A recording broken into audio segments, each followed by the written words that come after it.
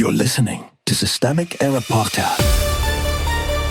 The failure was designed. Trump's new strategy, desperate and doomed as he scrambles to stop slide analyst based on an article by Tom Balvenie. Trump's communist panic is a sign of weakness, not strength, till ultrarich Reheated. Trump spent the July 4 weekend trying to bury his own problems under a blast of anti-communist hysteria. At MT Rushmore, he said communism or communist 15 times, then kept pounding the same line on Independence Day. The White House joined in on X with a kind of kindergarten absolutism that tells you the argument has already failed. You are either a communist or a patriot, no in between. That is the entire move. Not policy, not governing, not even persuasion in any serious sense. Just a recycled fear word deployed hard enough to distract from record low approval numbers, a string of embarrassing public relations failures, and a presidency that has produced little for ordinary people beyond the higher costs and more comfort for the ultrarich. Who has power here? Trump has institutional power. That is the part the messaging machine wants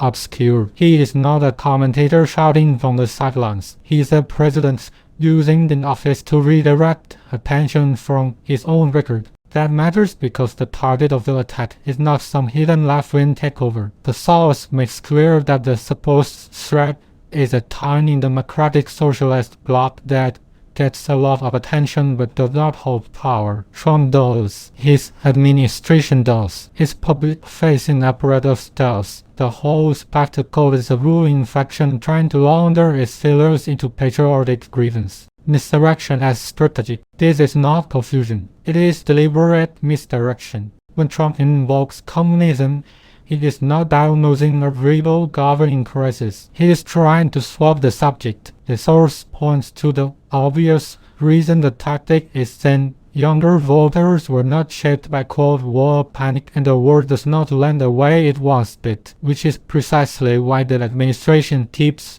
repeating it. When an argument has no traction, repetition becomes a substitute for substance. The White House post is especially revealing. You can be a communist or you can be a patriot. It's not an argument. It is a loyalty test. That is a language of coercion, not persuasion. It narrows political identity into obedience and betrayal because the real goal is not to win a debate. It is to flatten the field of legitimate opposition. The real record he cannot erase. The source gives away what Trump is actually trying to outrun economic damage he wants. Voters know he is in power. They know the economy has been made more comfortable for the ultra-rich and more expensive for everyone else. That is the record. That is the consequence. No amount of 20th century panic theater can override it. This is the core political pattern. When right-wing rule fails materially, it retreats into symbolic warfare. It inflates phantom enemies,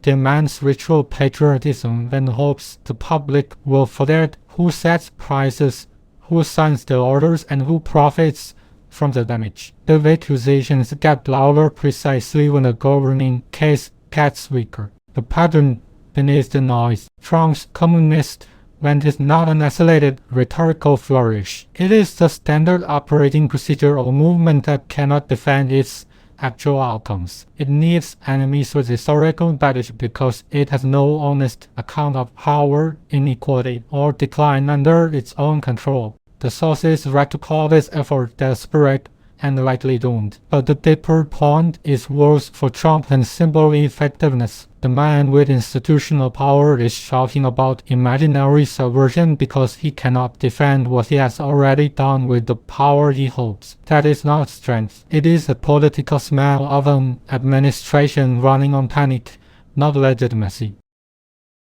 You've been listening to Systemic Error. Thanks to Raw Story for today's article, with the automated voice of Diana. Thanks for listening.